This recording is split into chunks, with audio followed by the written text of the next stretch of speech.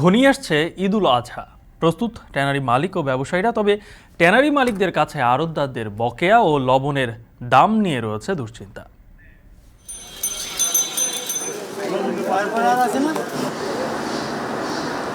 লবণ সংকটটা হচ্ছে বেশি। লবণের দামটা যদি সহনীয় হতো, দাম যদি কমতো, তাহলে চামড়া সেক্টরে চামড়াদের জন্য ভালো হতো। আগের তুলনায় এবার আমাদের চামড়া কেনার প্রস্তুতি আরো বেশি। পাওনাগুলো আমরা ট্যানারি মালিকদের কাছে পাবো, সেই টাকাটা এখনো পাবো কিনা আমরা বলতে পারছি না। কিছু কিছু দেখা যায় যে ব্যাপারী মানে টাকা পয়সা পাবে, কিন্তু মালিকরা সঠিক সময় বা মানে বারবার কথা দিয়েও পরিশোধ করতে পারছে না।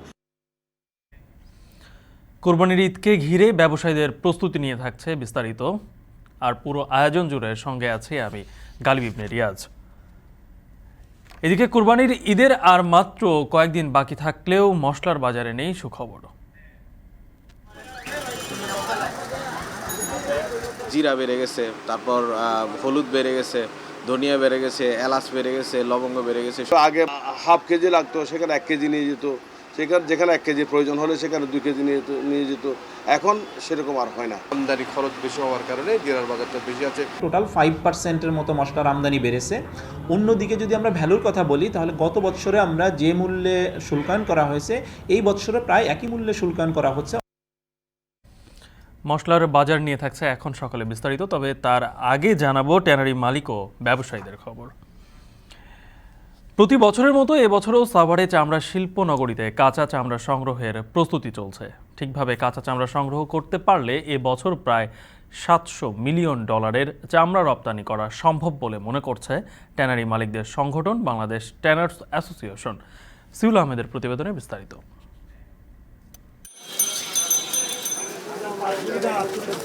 প্রতি বছর কোরবানি ঈদের দিন থেকে বিভিন্ন এলাকায় শুরু হয় চামড়া বেচাকেনা। রাজধানীর বিভিন্ন এলাকা থেকে চামড়া সংগ্রহ করে সেগুলো নিয়ে আসা হয় পোস্তাগোলায়। সেখান থেকে কাঁচা চামড়া সাভারের হেমায়েতপুরে চামড়া শিল্পনগরীতে আসতে শুরু করে। এবছরও কাঁচা চামড়া সংগ্রহ করতে প্রস্তুতি নিচ্ছে ব্যবসায়ীরা। সাভারের চামড়া শিল্প নগরী ঘুরে দেখা যায় অধিকাংশ ট্যানারিগুলো আগের চামড়া সরিয়ে জায়গা খালি করছে। অনেকেই আবার কেমিক্যাল, লবণ ইত্যাদি মজুত করছে। ট্যানারি ব্যবসায়ীরা জানান, কোরবানি ঈদের পশুর কাঁচা চামড়া সংগ্রহে তাদের প্রস্তুতি প্রায় শেষের দিকে। প্রস্তুতি আলহামদুলিল্লাহ আমরা বিভিন্ন ট্যানারি কি আছে না আছে এটা বলতে পারি না। কিছু ট্যানারি আছে কিনার প্রস্তুতি আছে, কিন্তু লবণ সংকটটা হচ্ছে বেশি। আর কিছু মৌসুম ব্যবসার কারণে চামড়াটা আমরা নগদে কালেকশন করে নিতে পারতেছি না। তো রাত্রে আসে মালটা, রাত্রে আসতে এসে মাল তো লবণটা লাগাইতে হয়।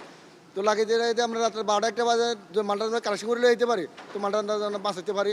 যদি সকালে হয়ে যায় মালটা লাস্টে নষ্ট হয়ে যায়। বেশি করে যাতে চামড়াগুলো আমরা সংরক্ষণ করতে পারি, সেই প্রস্তুতিগুলো আমরা ইতিমধ্যে অধিকাংশভাবে নিয়ে ফেলছি। তো এবার চামড়ার আসলে আগের তুলনায় এবার আমাদের চামড়া কেনার প্রস্তুতি আরো বেশি। দেশে প্রতি বছর যে পরিমাণ চামড়া সংগ্রহ করা হয় তার প্রায় 50% কাঁচা চামড়া ঈদুল আজহাতেই সংগ্রহ করেন ট্যানারি মালিকরা। গত বছর ঈদের প্রথম 2 দিনেই প্রায় 5.5 লাখ কোরবানির পশুর চামড়া সংগ্রহ করা হয়েছিল। আর সারা বছর মিলিয়ে প্রায় 1 কোটি পিস কাঁচা চামড়া সংগ্রহ করা হয়। বাংলাদেশ ট্যানার্স অ্যাসোসিয়েশনের মতে এবছর 1,10,00,000 পিস কাঁচা চামড়া সংগ্রহ করা হতে পারে। প্রাইসটা রিজনেবল থাকে এবং সাথে সাথে আমাদের যে ইনসেন্টিভ আমরা যেটা পাই, যেটার কারণে আমরা কম্পিটিটিভ মার্কেটে এখনও টিকে আছি, সেটা যদি কন্টিনিউ থাকে এবং ব্যাংক আমাদেরকে যে ফ্যাসিলিটিসটা দিয়ে থাকে কোরবানির সময়, সেটা যদি তারা আরেকটু উদারভাবে আগে আসে। আমি বলি না যে ডিফল্টটা তাকে দেন, যে রেগুলার বিজনেস করতেছে তাকে অন্তত যদি আপনি সাপোর্ট দিয়ে যান, তাহলে মানে যদি আমাদের ক্যাশ ফ্লোটা একটু ভালো থাকে, তাহলে আমাদের মানে চামড়াটা ভালোভাবে আমরা কালেকশন করতে পারবো। এক্সপোর্ট এই বছর প্রায় ধরেন আপনার $300 মিলিয়ন উপরে প্লাস হবে, যেটা আমরা আশা করতেছি যে আপনার অন্তত 700-800 মিলিয়ন যদি আমরা করতে পারি, যদি আমাদের প্রাইসটা ইমপ্রুভ করে। চামড়া সংগ্রহের মূল সমস্যা বকেয়া। ট্যানারি মালিকদের কাছে আড়তদারদের বকেয়া বেড়েই চলছে। গত বছর এই টাকার পরিমাণ ছিল প্রায় 150 কোটি টাকা। বাংলাদেশ ট্যানার্স অ্যাসোসিয়েশন বলছে অনেকেই টাকা বাকি রেখে ব্যবসা ছেড়ে দিয়েছে। ম্যাক্সিমাম ট্যানারি মালিক যেটা করে, নেগোশিয়েট করে যে হ্যাঁ আমি ঈদের পর ব্যাংক করলে আপনাকে টাকা দিয়ে দিব, বা ঈদের পরে আমি টাকাটা দিব। এই ধরনের একটা সম্পর্ক তাদের সাথে আমাদের সবসময় থাকে। এবং হ্যাঁ, এর মধ্যে মানে ব্যতিক্রম যে নাই তা না। কিছু কিছু দেখা যায় যে ব্যাপারী মানে টাকা পয়সা পাবে, কিন্তু মালিকরা সঠিক সময় বা মানে বারবার কথা দিয়েও পরিশোধ করতে পারছে না। কিন্তু এই ধরনের কেসগুলি কিন্তু খুব স্বল্প পরিমাণে, এবং দেখা যাচ্ছে যে মালিকও হয়তো ব্যবসা ছেড়ে চলে গেছে, ব্যবসা হিউজ লস দিয়ে সে ব্যবসা ছেড়েই চলে গেছে, এরকমও কিন্তু অনেক কেস আছে। ওই ধরনের লেনদেনগুলিও আমাদের জন্য একটা সমস্যার কারণ হিসাবে মনে করতেছি। কাঁচা চামড়া সংরক্ষণ করতে ন্যায্য মূল্যে লবণ ও কেমিক্যাল পেলে এবছর রপ্তানির পরিমাণ আরও বাড়বে বলে আশা ট্যানারি মালিকদের। গত বছরই আন্তর্জাতিক বাজারে কিছুটা বেড়েছে পশুর চামড়ার দাম, তবে সেটির প্রভাব পড়েনি বাংলাদেশের বাজারে। চামড়ার আন্তর্জাতিক বাজার, লবণ ও কেমিক্যালের দাম বৃদ্ধি এবং দেশের বাজারে এর চাহিদা কেমন হবে এসব নিয়ে এবারও কোরবানির ঈদ ঘিরে শঙ্কায় রয়েছেন চামড়া ব্যবসায়ীরা। সিউল আহমেদ, এখন সাভার। এদিকে কোরবানির ঈদ ঘনিয়ে আসায় বকেয়া নিয়ে দুশ্চিন্তা বাড়ছে নাটোরের চামড়া ব্যবসায়ীদের। এর সঙ্গে যুক্ত হয়েছে চলতি বছর লবণের দাম। পর্যাপ্ত পুঁজি না পেলে চামড়া নষ্টের শঙ্কা ব্যবসায়ীদের। এই অবস্থায় ব্যবসায়ীদের বকেয়া পাওনা প্রায় ৭০ কোটি টাকা হাতে পেলে ঘুরে দাঁড়াবে নাটোরের চামড়া শিল্প। নাটোর থেকে মাহবুব হোসেনের তথ্য ছবি নিয়ে বিস্তারিত। নাটোরের চকবৈদ্যনাথের চামড়া ব্যবসায়ী মঞ্জুরুল আলম হিরু। কোরবানি ঘনিয়ে আসায় মাথায় ভর করছে পুঁজির চিন্তা। বকেয়ার কোটি টাকা আটকে আছে ট্যানারি মালিকদের কাছে, তাই দিন পেরোলেই বাড়ছে উৎকণ্ঠা। চকবৈদ্যনাথের বেশিরভাগ চামড়া ব্যবসায়ীর অবস্থা একই। কয়েক বছর ধরে ট্যানারি মালিকদের কাছে বাকি পড়ে আছে প্রায় ৭০ কোটি টাকা। বকেয়া টাকা পেলে ঘুরে দাঁড়ানোর আশা ব্যবসায়ীদের। 2018, 19, 20, 21 সাল পর্যন্ত যে পাওনাগুলো আমরা ট্যানারি মালিকদের কাছে পাবো, সেই টাকাটা এখনো পাবো কিনা আমরা বলতে পারছি না। বকেয়া পাওনা টাকাগুলো যদি আমরা পেতাম তাহলে আমাদের অর্থ সংকটে আমরা পড়তাম না। যে সমস্ত ব্যাপারীগুলো বিমুখ হয়ে গেছে নাটোর থেকে, তাদেরকে ফেরানোর চেষ্টা করছে। আমি শুনেছি তারা বকেয়াও কিছু উদ্ধার করার চেষ্টা করছে।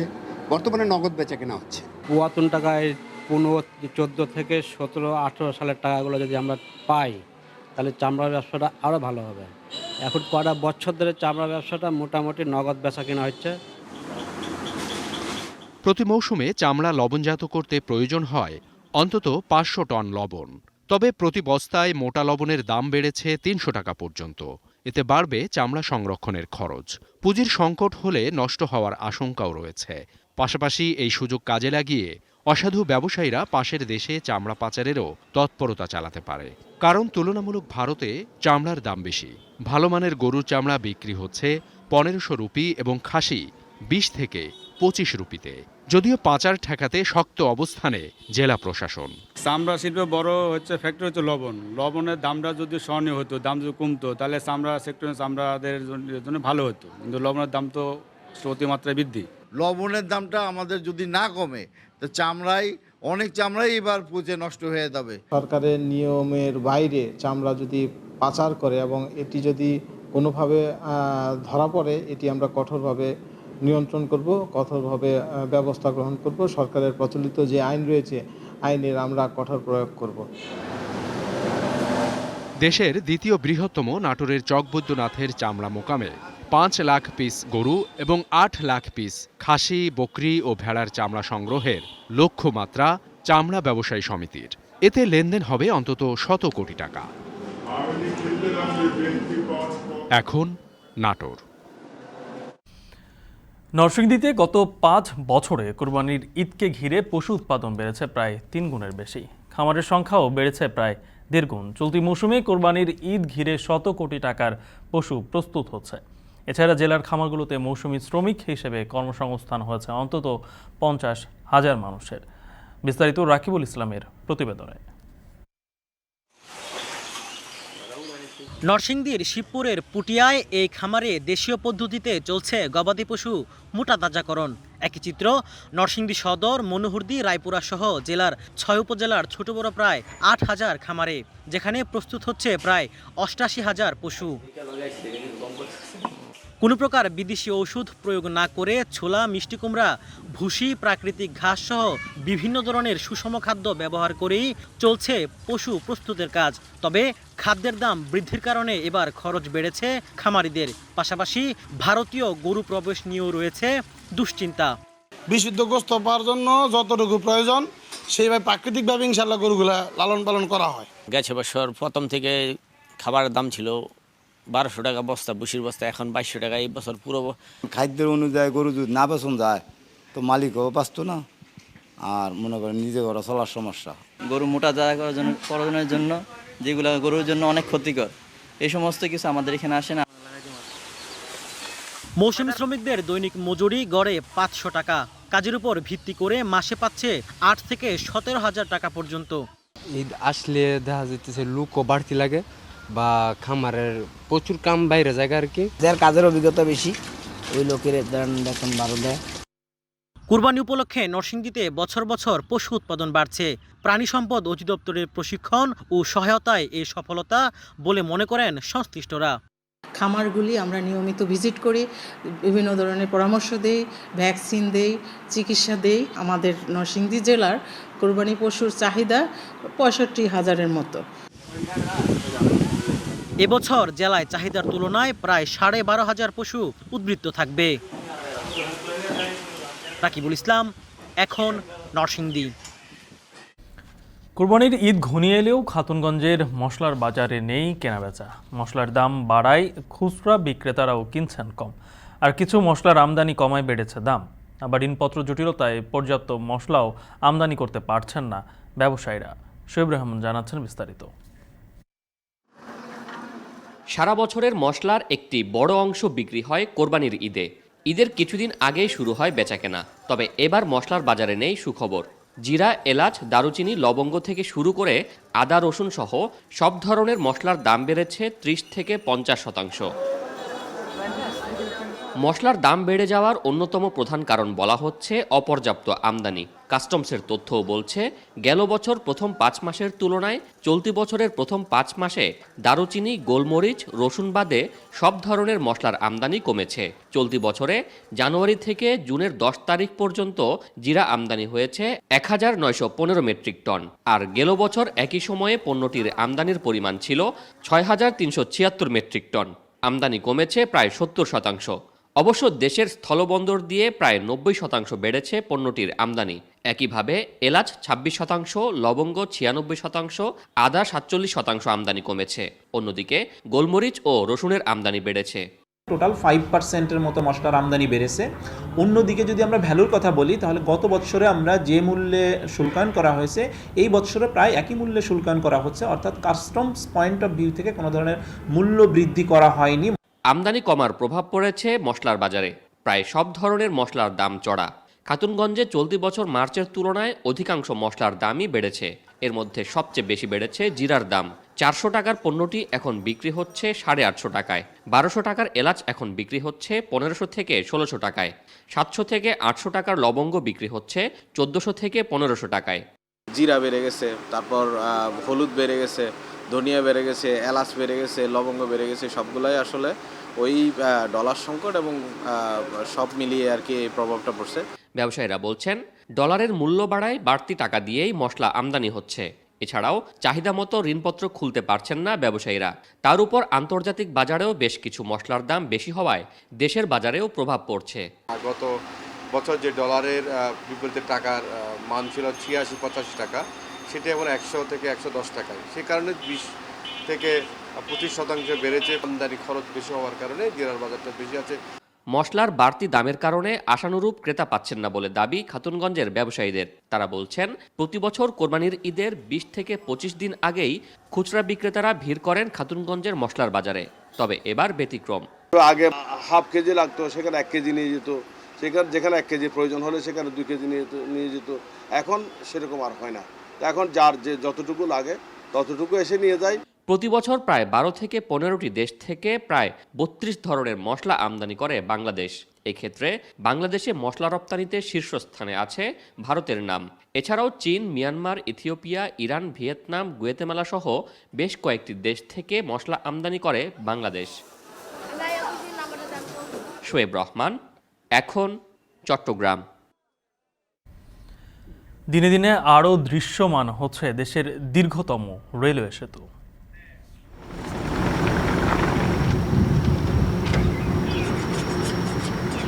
সাধারণ যে সময় আমাদের আসলে লাগা উচিত ছিল সেই গতিতে আমরা ট্রেন পরিচালনা করতে পারবো। 26টা পিয়ারের কাজই শেষ হয়েছে এবং সুপার স্ট্রাকচার 15টা স্পেনের কাজ শেষ হয়েছে। 95% কাজ শেষ হয়েছে, ওই পাশেও 85 মতো পার্সেন্টের কাজ শেষ হয়ে গেছে। অধিক গতিতে ট্রেন চলবে বিধায় ট্রেনের সংখ্যাও আমরা বাড়াতে পারব।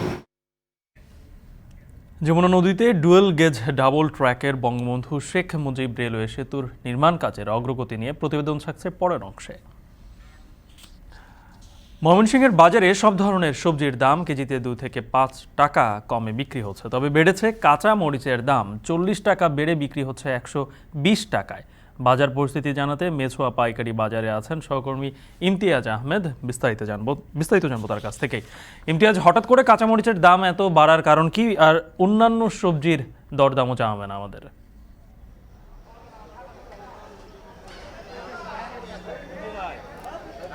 গালিব, আপনি জানেন যে কয়েকদিন ধরেই কিন্তু আসলে ভারী বর্ষণ হচ্ছে এবং ঝোড়ো হাওয়া হচ্ছে।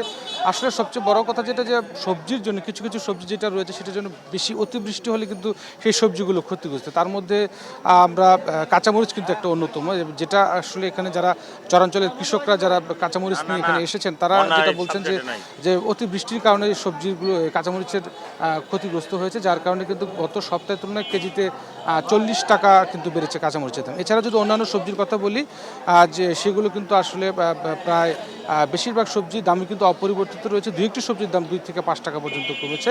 আমরা দেখতে পাচ্ছি যে বেশ কিছু সবজি যদি আমি দরদাম একটু জানিয়ে দেওয়ার চেষ্টা করি, আমরা দেখতে পাচ্ছি যে শশা, এটাও কিন্তু গত সপ্তাহে 20 টাকা কেজি, এতে আমরা 25 টাকা কেজি সর্বোচ্চ বিক্রি করতে দেখছি। আজকেও কিন্তু এটি 20 টাকা কেজিতে বিক্রি হচ্ছে এবং সর্বোচ্চ ভালো মানেরটা 20 টাকা কেজিতে বিক্রি হচ্ছে। এছাড়া যেটা বলছিলাম যে আসলে কাঁচামরিচের দামটা কিন্তু গত সপ্তাহের তুলনায় 40 টাকা কেজিতে বেড়েছে, এবং যেটা কৃষকরা বলছেন যে অতিবৃষ্টির কারণে কিন্তু কাঁচামরিচ নষ্ট হয়ে যাচ্ছে, এবং যার কারণে কিন্তু এই কাঁচামরিচের সরবরাহটা আজকে কম, এই জন্য কিন্তু কাঁচামরিচের ঝালটা কিন্তু আজকে বেশি। এছাড়া চিটচিঙ্গার কথা যদি বলি, চিটচিঙ্গা গত সপ্তাহেও আমরা 25 টাকা করে দেখেছিলাম, এই সপ্তাহ অপরিবর্তিতই রয়েছে দাম, খুব একটা বেশি কিন্তু দামের তারতম্য ঘটেনি। এছাড়া কাঁকরোলের কথা যদি বলি, কাঁকরোল কিন্তু গত সপ্তাহে 30 টাকা কেজি ছিল, আজকে 5 টাকা কেজি কমিয়ে সর্বোচ্চ 25 টাকা কেজি কাঁকরোল কিন্তু বিক্রি হচ্ছে।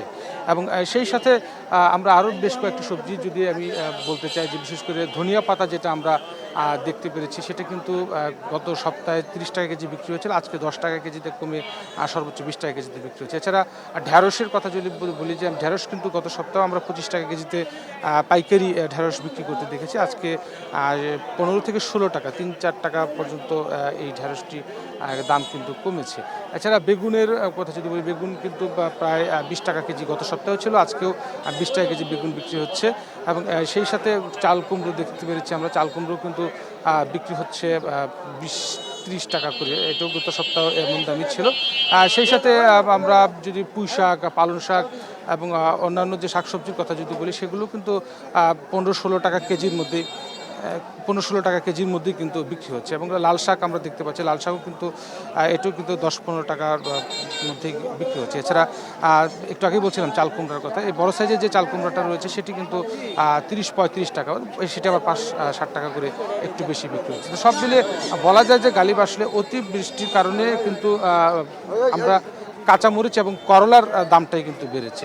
এছাড়া অন্যান্য যে সবজিগুলো রয়েছে সেগুলোর দাম গত সপ্তাহের মতোই অপরিবর্তিত রয়েছে, 2-4-5 টাকা প্রকারভেদ অনেক সবজির ক্ষেত্রে কমেছে। তো সব মিলে গালিব এই ছিল ময়মনসিংহের মেছোয়া বাজারে পাইকারি সবজির দরদামের সর্বশেষ খবর আমার কাছে। ময়মনসিংহ থেকে যুক্ত ছিলেন সহকর্মী ইমতিয়াজ আহমেদ। বঙ্গোপসাগরে মাছ শিকারে নিষেধাজ্ঞা থাকায় বৃহৎ মৎস্য অবতরণ কেন্দ্র আলিপুর ও মহিপুরে সামুদ্রিক মাছ বিক্রি প্রায় বন্ধ রয়েছে। সেখানে পাইকারদের আনাগোনা না থাকলেও নদ নদী, পুকুর ও ঘেরের মাছের সরবরাহ থাকায় কলাপাড়া শহরের পাইকারি বাজার সরগরম হয়ে উঠেছে। কলাপাড়া মডেল পাইকারি বাজার থেকে বিস্তারিত জানিয়েছেন সহকর্মী জসিম পারভেজ। বঙ্গোপসাগরে চলছে 65 দিনের নিষেধাজ্ঞা। এর ফলে মৎস্য অবতরণ কেন্দ্র আলিপুর মহিপুরে মাছ শূন্য হয়ে পড়েছে, কিন্তু সচল রয়েছে এই কলাপাড়া পৌর শহরের পাইকারি এই মাছ বাজারটি। কেননা এখানে সাতক্ষীরা, খুলনা এবং ফরিদপুর অঞ্চলের মাছও কিন্তু এখানে এসে পাইকারি বেচা বিক্রি করছে। এছাড়াও যে কলাপাড়া উপজেলা সকল নদ নদী এবং মাছের ঘের পুকুর থেকে যে সকল মাছ আরোহণ হচ্ছে সে সকল মাছই কিন্তু এখানে পাইকারি বিক্রি হচ্ছে। এখান থেকে পাইকাররা পটুয়াখালী, বরিশাল সহ কলাপাড়া এবং স্থানীয় যে সকল হাট বাজার রয়েছে সেখানে এই পাইকাররা সেখানে নিয়ে হাট বাজারে বেচা বিক্রি করছেন।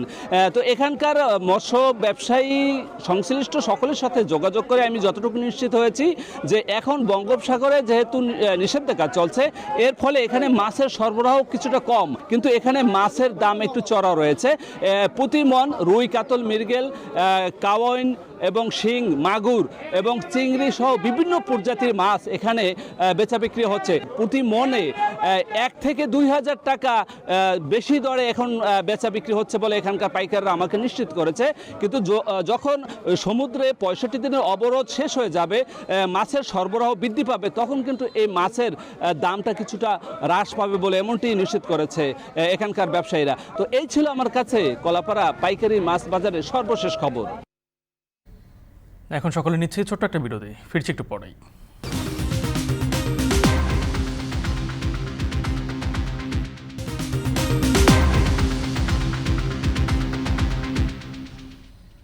বিরতির পর আবারও ফিরে এলাম, আপনারা দেখছেন এখন সকাল।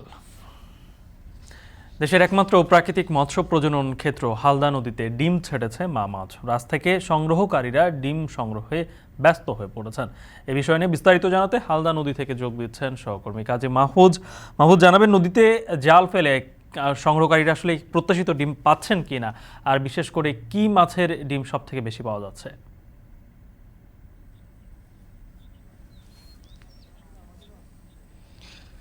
গালিব ঠিকই বলেছেন, দেশের একমাত্র প্রাকৃতিক মৎস্য প্রজনন ক্ষেত্র হচ্ছে চট্টগ্রামের এই হালদা নদী, যেটি হাটহাজারী এবং রাউজান মিলে প্রায় 98 কিলোমিটার এলাকা নিয়ে এই নদী। তো আমরা দেখি যে প্রতি বছর এই সময়টাতে, অর্থাৎ মে মাসের মাঝামাঝি থেকে জুনের সময়টাতে এখানে কার্ভ জাতীয় মাছ, বিশেষ করে রুই, কাতল, মৃগেল এবং কালবাউস যে মাছ আছে, মা মাছ, তারা এই মাছগুলো ডিম পেড়ে থাকেন। আমরা দেখছি যে এবছর কিন্তু যারা এই নদী নিয়ে গবেষণা করেন তারা জানিয়েছেন যে নদীর দূষণও কম, একই সাথে পরিবেশটাও বেশ ভালো রয়েছে। তো সব কিছু মিলিয়ে তারা বলছে যে এবার প্রত্যাশিত ডিম পাওয়া যাবে। এর মধ্যে আমরা দেখেছি যে বেশ কিছুদিন ধরে বৃষ্টি এবং বজ্রপাত না হওয়ার কারণে যারা ডিম সংগ্রহ করেন তারা বেশ দুশ্চিন্তায় ছিলেন। তারা বলছেন যে পরিবেশ ভালো থাকলেও কিন্তু বৃষ্টি না হওয়াতে মা মাছ ডিম ছাড়ছিল না। তবে গত কয়েকদিন ধরে এখানে যারা ডিম সংগ্রহ করেন, প্রায় 300টির বেশি নৌকা নিয়ে 1,500-এর বেশি ডিম সংগ্রহকারী জেলে তারা ডিম সংগ্রহ করে থাকেন। তারা 2-3 দিন ধরে কিন্তু অপেক্ষা করছিল যে ডিম কবে ছাড়বে। এর মধ্যেই তাদের আশার অনেকটা প্রত্যাশা পূরণের দিকে আমরা বলতে পারি। গতকাল রাত থেকেই কিন্তু মা মাছ ডিম ছাড়তে শুরু করেছে, রাত 10টার পর থেকেই, এবং জেলেরা এই নদীর বিভিন্ন অংশে তারা ডিম সংগ্রহ করতে ব্যস্ত হয়ে পড়েছে, আমরা এমনটি দেখেছি। তো এই পর্যায়ে মূলত যে ডিমগুলো তারা সংগ্রহ করেছেন সেগুলো এখন হ্যাচারিতে নিয়ে যাচ্ছেন, সেখানে রেণু ফোটানো হবে। আমরা দেখতে পাচ্ছি যে এখানে একজন ডিম সংগ্রহকারী কেউ 8 থেকে 10 কেজি পর্যন্ত ডিম সংগ্রহ করেছেন। আপনি যে বিষয়টি জানতে চেয়েছেন সেটি হলো কোন জাতীয় মাছের ডিম বেশি পাওয়া যাচ্ছে। এক্ষেত্রে যারা ডিম সংগ্রহকারী আছেন তারা আমাদেরকে জানিয়েছেন যে রুই এবং কাতল মাছের ডিমই তারা এবার বেশি সংগ্রহ করছেন এবং প্রত্যাশিত ডিম তারা পাচ্ছেন, এমনটি আমাদেরকে জানিয়েছেন। এবং তারা বলছেন যে এখন একেবারেই শেষ মৌসুম, জুনের মধ্যেই মূলত ডিম মাছগুলো ডিম ছাড়েন, এরপরে আর ডিম পাওয়া যায় না। এই জন্য তারা অনেকটা কয়েক রাত জেগেই কিন্তু এই ডিম পাহারাতেই নিয়োজিত রয়েছেন, আমরা ঠিক এভাবেই বলতে পারি। তো এর মধ্যে তারা যে ডিমগুলো এখন সংগ্রহ করেছেন সেগুলো হ্যাচারিতে নিয়ে যাচ্ছেন। আমরা এই মুহূর্তে আছি হাটহাজারীর উত্তর মাদার্সা, এটা বা একটি হ্যাচারি যেখানে 45টি কূপ রয়েছে, সেই কূপগুলোতেই মূলত তারা ডিমগুলো নিয়ে যাচ্ছেন। এবং আপনার মাধ্যমে বলে রাখি যে গত বছর কিন্তু এই হালদা নদী থেকে জেলেরা, ডিম সংগ্রহকারীরা প্রায় 6,500 কেজি ডিম সংগ্রহ করেছিল। তার আগের বছর 8,500 কেজি ডিম সংগ্রহ করেছিল। তবে 2020 সালে রেকর্ড সংখ্যক ডিম সংগ্রহ করেছিল, অর্থাৎ বলা যায় যে 25,500 কেজির বেশি ডিম তারা সংগ্রহ করেছিল। তো এবারও যারা ডিম সংগ্রহকারী আছেন তারা আমাদেরকে বলছেন যে প্রত্যাশিত তারা ডিম পাবেন, অতীতের রেকর্ড ছাড়িয়ে যাবে তারা, এমনটি আমাদেরকে জানাচ্ছেন। আপনার মাধ্যমে বলে রাখি যে এখানে যে ডিমগুলো সংগ্রহ করা হয় এগুলো যখন রেণু ফোটানো হয়, রেণু ফোটানোর পরে সেই 1 কেজি রেণুর দাম পড়ে প্রায় 1 লাখ থেকে 1.5 লাখ টাকার কাছাকাছি। গতবার আমরা দেখেছি 1 কেজি রেণু প্রায় 1.5 লাখ টাকা পর্যন্ত বিক্রি হয়েছিল। তো এবার যারা ডিম সংগ্রহ করেছেন, রেণু ফোটানোর কাজে ব্যস্ত হয়ে পড়েছেন, তারা বলছেন যে এবারও কিন্তু সেই একই দামে তারা রেণু বিক্রি করতে পারবে। তো এই ছিল আমার কাছে চট্টগ্রামের হালদা নদী থেকে মা মাছের ডিম ছাড়ার সর্বশেষ। চট্টগ্রাম থেকে যুক্ত হয়েছিলেন সহকর্মী কাজী মাহফুজ। চলে যাচ্ছে অন্যান্য প্রসঙ্গে। দিনে দিনে আরও দৃশ্যমান হচ্ছে দেশের দীর্ঘতম ডুয়েল গেজ ডাবল ট্র্যাকের বঙ্গবন্ধু শেখ মুজিব রেলওয়ে সেতু। 49টি স্প্যানের মধ্যে বসানো হয়েছে 16টি স্প্যান। সমান্তরালে এগিয়ে চলছে সংযোগ রেলপথ নির্মাণের কাজ। এখন পর্যন্ত প্রকল্পের সার্বিক অগ্রগতি হয়েছে 62%। রিফাত রহমানের প্রতিবেদনে থাকছে বিস্তারিত। 50টি পিলার আর 49টি স্প্যানে যমুনার বুকে নির্মাণ হচ্ছে দেশের দীর্ঘতম ডুয়েল গেজ ডাবল ট্র্যাকের বঙ্গবন্ধু শেখ মুজিব রেলওয়ে সেতু। সেতুর 1.5 কিলোমিটার এখন দৃশ্যমান। ইতিমধ্যে সব পিলারের পাইলিং শেষ হয়েছে 30টি পিলারের কাজ, যার উপর বসানো হয়েছে ভিয়েতনাম থেকে আনা স্টিলের 16টি স্প্যান।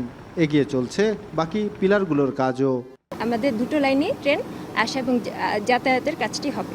সাধারণ যে সময় আমাদের আসলে লাগা উচিত ছিল সেই গতিতে আমরা ট্রেন পরিচালনা করতে পারবো। এটা হচ্ছে সবচেয়ে বড় সুবিধা। WD1-এ টোটাল হচ্ছে 26টা পিয়ারের মধ্যে 26টা পিয়ারের কাজই শেষ হয়েছে এবং সুপার স্ট্রাকচার 15টা স্পেনের কাজ শেষ হয়েছে। দেশের দীর্ঘতম ডুয়েল গেজ ডাবল ট্র্যাকের রেল সেতু নির্মাণের পাশাপাশি সমান্তরালে এগিয়ে চলছে সেতুর 2 প্রান্তে অ্যাপ্রোচ রেলপথ নির্মাণের কাজ। ইতিমধ্যে সেতুর পূর্ব প্রান্তে মাটি ভরাট শেষে এখন চলছে রেল ট্র্যাক বসানোর কাজ। সেতুর সাথে রেল সংযোগ তৈরি করতে 2 পারে ভায়াডাক্ট ও 30 কিলোমিটার ডাবল লাইনের রেলপথের কাজও দ্রুত এগোচ্ছে। টাঙ্গাইল অংশে মাটি ভরাটের কাজ শেষে বসানো হচ্ছে রেল ট্র্যাক, আর সিরাজগঞ্জ অংশে মাটি ভরাটের কাজ প্রায় শেষ। WD2-তে সিরাজগঞ্জের পাশে 3.8 কিলোমিটার এমবেঙ্কমেন্টের কাজ আছে, ওপারেও কাজ চলছে, দ্রুত গতিতে এগিয়ে চলছে। কিছু কিছু জায়গায় একটু বাদ আছে, যেটা টাঙ্গাইল সাইডে প্রায় 90% বা 95% কাজ শেষ হয়েছে। ওই পাশেও 85% কাজ শেষ হয়ে গেছে। প্রকল্পের টাঙ্গাইল অংশে এখন পর্যন্ত অগ্রগতি 76%, আর সিরাজগঞ্জ অংশে 56%।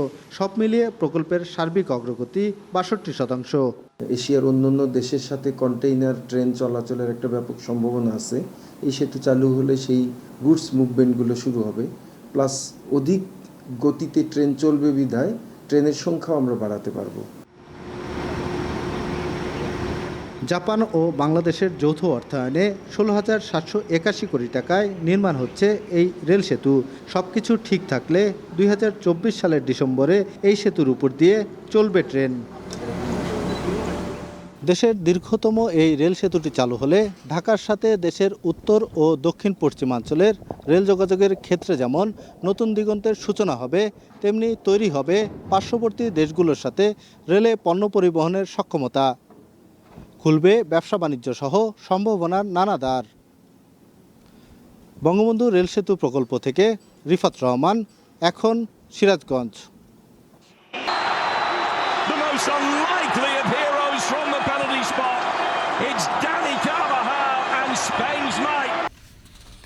UEFA ন্যাশনস লিগের রুদ্ধশ্বাস ফাইনাল নিয়ে প্রতিবেদন থাকছে সংবাদের শেষাংশে। এখন সকালে নিচ্ছে আরও একটি বিরতি, ফিরছে একটু পরে, সঙ্গেই থাকুন।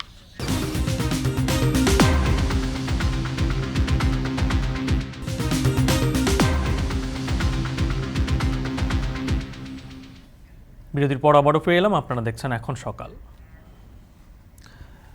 দীর্ঘ প্রায় 4 বছর বন্ধ থাকা শ্রমবাজার উন্মুক্ত করে দিয়েছে মধ্যপ্রাচ্যের দেশ কাতার। কাতারের ভীষণ 2030 বাস্তবায়নের জন্য দেশটিতে রয়েছে দক্ষ শ্রমিকের চাহিদা। প্রধানমন্ত্রী শেখ হাসিনার 2 বার কাতার সফরের মাধ্যমে শ্রমবাজার উন্মুক্ত হয়েছে বলে মনে করেন কাতারে নিযুক্ত বাংলাদেশের রাষ্ট্রদূত আনোয়ার হোসেন মামুনের তথ্য ছবি নিয়ে বিস্তারিত।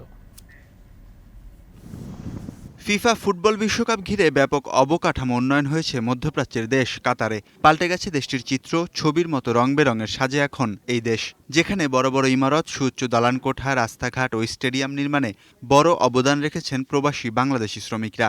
তবে নতুন শ্রমিকদের ক্ষেত্রে দীর্ঘ প্রায় 4 বছর বন্ধ ছিল দেশটির শ্রমবাজার। এলডিসি সম্মেলন ও ইকোনমিক ফোরামের অনুষ্ঠানে যোগ দিতে টানা 2 বার কাতার সফর করেন বাংলাদেশের প্রধানমন্ত্রী শেখ হাসিনা। সফরের মাধ্যমে দীর্ঘদিন বন্ধ থাকা শ্রমবাজার আবারও উন্মুক্ত হয়েছে বলে জানান দেশটিতে নিযুক্ত বাংলাদেশের রাষ্ট্রদূত। আমরা সম্প্রতি দেখেছি যে কাতার কর্তৃপক্ষ বাংলাদেশিদের জন্য ভিসার দ্বার আবারও উন্মুক্ত করেছে এবং এটা কিন্তু মাননীয় প্রধানমন্ত্রীর এই 2-3 মাসে যে উনি 2 বার সফর করলেন এবং মহামহিম আমিরের সাথে যে সফল আলোচনা হলো তারই কিন্তু ফল আমরা পাচ্ছি এখন, এবং আশা করছি আমিরের সাম্প্রতিক যে সফর হবে সেটাতে আমরা আরও বেশ কিছু দুদেশের দ্বিপক্ষীয় সম্পর্ক আরও জোরদার করার জন্য আরও বেশ কিছু সুফল আমরা পাবো। কাতারের ভিসা উন্মুক্ত হওয়ায় আনন্দিত প্রবাসী বাংলাদেশিরা। তবে নতুন ভিসায় কাতার আসার আগে কোম্পানি যাচাই বাছাই ও কোম্পানিতে কাজ আছে কিনা তা জেনে শুনে আসার পরামর্শ প্রবাসীদের। সবাই কোম্পানি দেখা, কোম্পানির কাজ থাকলে আসবেন, কোম্পানি দেখা কোম্পানির পুরো ডিটেল জানি না, কারণ কোম্পানির ডিটেল না জেনে আসলে আপনারা কাজ পাবেন না। যারা নতুন ভিসা কাতার নতুন ভিসা নিয়ে আসবেন, আপনারা যাচাই বাছাই করে আসবেন কোম্পানি ঠিক আছে কিনা, এবং ভিসার দাম অনেক কমে গেছে এবং আপনারা ওই ফ্রি ভিসা নিয়ে আসবেন না। কাতারে আগামী বছরগুলোতে অনুষ্ঠিত হবে আরও বড় বড় ইভেন্ট, আর এইসব ইভেন্ট আয়োজনে দরকার বিপুল সংখ্যক অভিবাসী শ্রমিক। কাতারে বর্তমানে কর্মরত রয়েছেন প্রায় 4 লাখের মতো প্রবাসী বাংলাদেশি। ধারণা করা হচ্ছে দেশটির নতুন উন্নয়ন কাজের জন্য বাংলাদেশ থেকে নেওয়া হতে পারে বিভিন্ন পেশার আরও 2 লাখ দক্ষ শ্রমিক। এখন কাতার। গরম থেকে রক্ষায় 3 মাসের জন্য শ্রমিকদের দুপুরে কাজ করা নিষিদ্ধ করল সৌদি আরব। সরকারি নির্দেশনা অনুযায়ী বেসরকারি খাতে কোনো শ্রমিক দুপুর 12টা থেকে বিকাল 3টা পর্যন্ত কাজ করতে পারবেন না। নির্দেশনা অমান্য করলে ব্যবস্থা নেবে সৌদি সরকার। তাপপ্রবাহ থেকে রক্ষায় বাংলাদেশি কর্মীদের স্বাস্থ্য সুরক্ষা মেনে কাজ করার আহ্বান জেদ্দা বাংলাদেশ দূতাবাসের। সহকর্মী জাহাঙ্গীর আলম হৃদয়ের পাঠানো প্রতিবেদনও থাকছে বিস্তারিত। প্রতি বছরে সৌদি আরবে জুন থেকে সেপ্টেম্বর এই 3 মাস সূর্যের অত্যাধিক তাপ থাকে। কোনো কোনো স্থানে 45 ডিগ্রি থেকে 50 ডিগ্রি সেলসিয়াসের কাছাকাছি পৌঁছে যায় তাপমাত্রা। তীব্র গরমে কাজ করতে যে সবচেয়ে বেশি ভোগান্তিতে পড়েন শ্রমিকরা। তাই শ্রমিকদের স্বাস্থ্য ঝুঁকি প্রতিরোধে স্থানীয় সময় দুপুর 12:30 থেকে বিকেল 3টা পর্যন্ত তাদের কাজ করা নিষিদ্ধ করেছে সৌদি সরকার, যা বহাল থাকবে 15 সেপ্টেম্বর পর্যন্ত। সৌদি সরকার এমন সিদ্ধান্তে খুশি প্রবাসী শ্রমিকরাও। রোদ্রের মধ্যে কাজ করা খুব কঠিন অবস্থায় পড়ে গেছে। এখন এই সমস্ত কাজকর্ম এখন করতে হলে রাতের বেলায় করতে হবে। 12টা থেকে 3টা পর্যন্ত আমরা রেস্ট পাই, সেক্ষেত্রে আমাদের জন্য সুবিধা হবে। এই প্রচণ্ড গরমের কারণে অনেকে অসুস্থ হয়ে যাচ্ছে। এই অসুস্থতা থেকে বাঁচতে হলে আমাদেরকে এই আইন মানতে হবে, আমরা নিজেরা মানতেছি। বেসরকারি খাতে দেশটিতে যারা কাজ করছেন তাদের নিরাপত্তা, স্বাস্থ্য ঝুঁকি প্রতিরোধ ও নিরাপদ কাজের পরিবেশ নিশ্চিতেই এই সিদ্ধান্ত বলে জানান জেদ্দা বাংলাদেশ দূতাবাসের কনসাল জেনারেল SM নাজমুল হক। গরমে সচেতনতার পাশাপাশি সুরক্ষা নিতে শ্রমিকদের আহ্বান জানান তিনি। যাদেরকে মূলত বাইরে কাজ করতে হয় তাদের প্রতি আমার অনুরোধ থাকবে যে আপনার নির্দেশনাটি মেনে চলুন, নিজের স্বাস্থ্যের প্রতি খেয়াল রাখুন, বেশি বেশি পানি পান করুন এবং এই সময়টুকু রোদ এড়িয়ে চলুন। যে রোদ এড়িয়ে যতখানি সম্ভব কাজ করুন, নিজের স্বাস্থ্যের প্রতি খেয়াল রাখুন। কোনো কোম্পানি সরকারি নির্দেশনা অমান্য করলে তার বিরুদ্ধে শাস্তিমূলক ব্যবস্থা নেবে সৌদি সরকার। কোনো অনিয়ম অভিযোগ থাকলে হটলাইন নাম্বারে 199911 এই নাম্বারে জানাতে পারবেন ভুক্তভোগীরা। মোহাম্মদ জাহাঙ্গীর আলম হৃদয়, এখন সৌদি আরব। কৃত্রিম বুদ্ধিমত্তার কারণে আগামী 5 থেকে 10 বছরের মধ্যে ধ্বংস হয়ে যেতে পারে মানব সভ্যতা। বিশ্বের বিভিন্ন প্রতিষ্ঠানের 42% প্রধান নির্বাহীর এমন অভিমত। ইয়েল সিও সামিটে করা এক জরিপে উঠে আসে এমন তথ্য। আর এআইয়ের প্রভাবে সবচেয়ে বেশি পড়তে পারে স্বাস্থ্য, আইটি ও ডিজিটাল মিডিয়া খাতে। বিস্তারিত ওয়াইউল্লাহ ফারুকের প্রতিবেদনে। চ্যাটজিপিটি চালুর পরই সারা বিশ্বে হইচই ফেলে দেয় এই কৃত্রিম বুদ্ধিমত্তা ভিত্তিক চ্যাটবট। এআই এর ক্ষমতা দেখে রীতিমতো শিউরে ওঠে সবাই। We are bringing search grounding in Bing to ChatGPT. এমন অবস্থায় কৃত্রিম বুদ্ধিমত্তার গ্রহণযোগ্যতা আঁচ করতে পেরে ব্যবসা প্রতিষ্ঠানের শীর্ষস্থানীয় কর্তারা মনে করছেন নিকট ভবিষ্যতে মানবজাতির অস্তিত্বের জন্য হুমকি হয়ে উঠতে পারে এআই। সম্প্রতি সিইও সামিটে অংশ নেয়া 119 জন সিইওকে নিয়ে একটি জরিপ করা হয়, যেখানে 42% সিইও জানান আগামী 5 থেকে 10 বছরের মধ্যে মানব সভ্যতা ধ্বংস করে দিতে পারে এআই। এআই কতটা বিপজ্জনক সে বিষয়ে তাদের মধ্যে দেখা যায় তীব্র মতভেদ। জরিপে অংশ নেন ওয়ালমার্টের সিইও ডোগ ম্যাকমিলান, কোকাকোলার সিইও জেমস কুইন্সি, এছাড়াও ছিলেন প্রযুক্তি কোম্পানি জেরক্স, জুম এবং ওষুধ কোম্পানি, গণমাধ্যম ও উৎপাদন প্রতিষ্ঠানের সিইওরা। 34% সিইও বলেছেন আগামী 10 বছরের মধ্যে এআই মানব সভ্যতা ধ্বংস করে দিতে পারে। 8% বলেছেন আগামী 5 বছরের মধ্যেই ঘটতে পারে এই ঘটনা। তবে এআই এর কার্যক্রম নিয়ে উদ্বিগ্ন নন 58% সিইও। তবে স্বয়ং চ্যাট জিপিটির প্রতিষ্ঠাতারাই কৃত্রিম বুদ্ধিমত্তার লাগাম টানার পক্ষে। তাদের মতে মহামারী কিংবা পারমাণবিক যুদ্ধের মতো জোর দেওয়া উচিত এআই এর নিয়ন্ত্রণের ওপর। স্বাস্থ্যসেবা, আইটি সেবা ও ডিজিটাল মিডিয়া, এই 3 খাতে এআই সবচেয়ে বেশি প্রভাব ফেলতে পারে বলে মনে করা হচ্ছে। এছাড়া ঝুঁকির মধ্যে বিশেষ গুরুত্ব পাচ্ছে ভুল তথ্য ছড়ানো আর চাকরি হারানোর বিষয়টি। ওয়ালিউল্লাহ ফারুক, এখন বিশ্ব। এখন সকালের সময় হলো আরও একটি বিরতিতে যাবার, ফিরছি একটু পরে, সঙ্গেই থাকুন।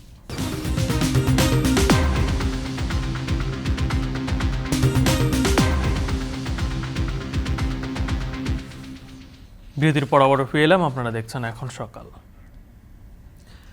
দেশের ক্লাব ইতিহাসে অন্যতম নাম ব্রাদার্স ইউনিয়ন, যার সাথে মিশে আছে কত শত ইতিহাস। এর বড় অংশ জুড়ে আছে ব্রাদার্সের মাঠটি কিভাবে আজকের এই অবস্থায় এসে দাঁড়িয়েছে, বিস্তারিত জানবো তানভীর হাসানের প্রতিবেদনে। রাজধানী ঢাকার প্রাণকেন্দ্র মতিঝিলের গোপীবাগ ভিত্তিক ক্লাব ব্রাদার্স ইউনিয়ন। ইতিহাসের পাতায় নানানভাবেই পরিচিত এই ক্লাব, যেখান থেকে উঠে এসেছেন ওয়াসিম ইকবাল, লাভলু, আব্দুস সালামদের মতো ফুটবলার, যাদের ফুটবল নান্দনিকতায় মুখরিত ছিল পুরো ফুটবল পাড়া। 1949 সালে নিজেদের যাত্রা শুরু করে ব্রাদার্স ইউনিয়নের এই মাঠ ব্যবহৃত হয় বিভিন্নভাবে। কখনো মহল্লার ছেলেদের খেলাধুলার অনুষদ হিসেবে, কখনো বা ব্রাদার্স ইউনিয়ন যে ক্লাব রয়েছে তাদের অনুশীলনের মাধ্যম হিসেবে। তবে সময়ের ব্যবধানে এই মাঠে রয়েছে অনেক পুরনো ঐতিহ্য, ইতিহাস এবং সংস্কৃতি মাখা ফুটবলারদের গল্প। সেটাই আজকে জানব। প্রথম দিকে ক্লাবটি বিভিন্ন সাংস্কৃতিক কর্মকাণ্ডের সাথে জড়িত ছিল, যদিও ক্লাবটির মূল উদ্দেশ্য ছিল স্থানীয় পর্যায়ে খেলাধুলার মান উন্নয়নে মুখ্য ভূমিকা পালন করা, জানিয়ে স্মৃতিচারণ করেন সাবেক ফুটবলার ও ক্লাবের সাথে হাজারো আবেগ নিয়ে লম্বা সময় মাঠে থাকা ফুটবলাররা। আপনারটা হ্যাঁ নেমে যাও, তা আমি নেমে গেলাম। তো মজার জিনিস হচ্ছে গোলকিপার আমাকে বল দেয়, আমি জোরে মারি, গোলকিপার আরামে ধরে ফেলে। কারণ ক্লাস 7-এর বয়ের একটা পায়ে আর কত শক্তি থাকতে পারে। তো পরবর্তীতে তার সঙ্গে আমার দেখা হয়েছিল 1973 সালে, যখন ব্রাদার্স ইউনিয়ন কিছু একটা, আমরা তাকে 80,000 ভোটকে 8 গোলে হারালাম। ইউনিয়নের নামটা যে এত উপরে আসছে এবং এত টপ মোস্ট ইস্যু, এটার পিছনে আমি দুইটা জিনিস একেবারে সিরিয়াসলি আমি এদেরকে অবদান মনে করি। সেটা ছিল হলো নাম্বার 1 গফুর বেলুচ, আবাহনীর সঙ্গে first match, Abahani league champion, তখন তাকে 1 গোল হারিয়ে তারা একটা প্যানিক সৃষ্টি করে এই লাইমলাইটে আসা। ফুটবল ক্লাব হিসেবে ব্রাদার্সের অগ্রযাত্রার শুরু 1973 সালে তৃতীয় বিভাগ ফুটবলে চ্যাম্পিয়ন হওয়ার গৌরব অর্জনের মাধ্যমে। কমলা জার্সির এই দলটি পরের বছরই জিতে নেয় দ্বিতীয় বিভাগের শিরোপা। আবাহনীর সাথে খেলা যেদিন, আমাদের এই অত্ত এরিয়াতে যত লোক আছে তারা বিভিন্ন রকমের ফেস্টিভ্যাল, জাসি টাসি এইসব বানায়া টানায়া ওই দিন গেছে।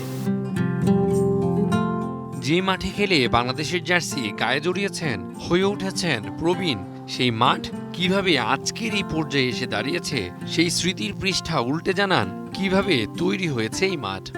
এটা বাংলাদেশ ব্যাংকের মাঠ।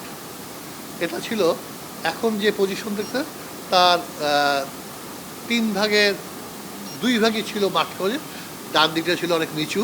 মাঠটা যখন অর্ধেক ছিল কিন্তু, আর অর্ধেকটা ক্যানেল চলে গেছিলো খালের মতন, তো অর্ধেকটার মধ্যে নিয়ে গফর বলু এই থার্ড ডিভিশন প্লেয়ার যে আমার যে সিনিয়র প্লেয়ারগুলো আছেন থার্ড ডিভিশন খেলেছেন সবাইকে নিয়ে এখানে প্র্যাকটিস করাতেন। 70-এর দশকে বাংলাদেশ তথা ক্লাব ফুটবলে জাগরণের বার্তা দিচ্ছিল ব্রাদার্স ইউনিয়ন। তবে বর্তমান সময়ে ফুটবল পায়ে কমলা জার্সির এই দলটি হতাশার জন্ম দিয়েছে সাবেকদের মনে। বলছেন ফুটবলারদের এই পিছিয়ে পড়ার কারণটা অর্থভাবনা ও সততার অভাব। হৃদয় রক্তক্ষরণ বলে না খুব সুন্দর ভাষায়, তো যেদিন ব্রাদার্স নেমে যায় সেদিন তো আমাদের সবচেয়ে বেশি কষ্ট যদি পেয়ে থাকে তা আমরা পাই। এটা খুবই কঠিন হয়ে গেছে এখন, যে অর্থনৈতিকভাবে এই মহল্লা ভিত্তিক টিমগুলো টিকে থাকার জন্য। এখন দেখা গেছে আপনি ফুল ন্যাশনাল টিম নিচ্ছেন, তারপরে আরও 12 জন প্লেয়ার আপনি বসে রেখে দিচ্ছেন যারা অন্য টিমে না যেতে পারে, এটা আনফেয়ার। বর্তমান সময়ে হঠাৎ করেই আলোচনায় এই ঐতিহ্যবাহী ক্লাব ব্রাদার্স ইউনিয়নের মাঠ। কারণ হিসেবে জায়গা পেয়েছে ব্রাদার্স ও বাংলাদেশ ব্যাংক আলোচনা।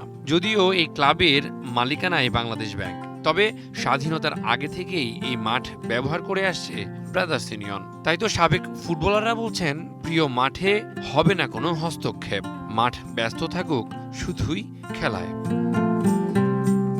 তানভীর হাসান, এখন, ঢাকা। শেষ করছি এখন সকাল। এখন টেলিভিশন ফেসবুকে দেখতে ভিজিট করুন facebook.com/tv.এখন। এছাড়া ইউটিউবে চোখ রাখুন youtube.com/c/এখন tv।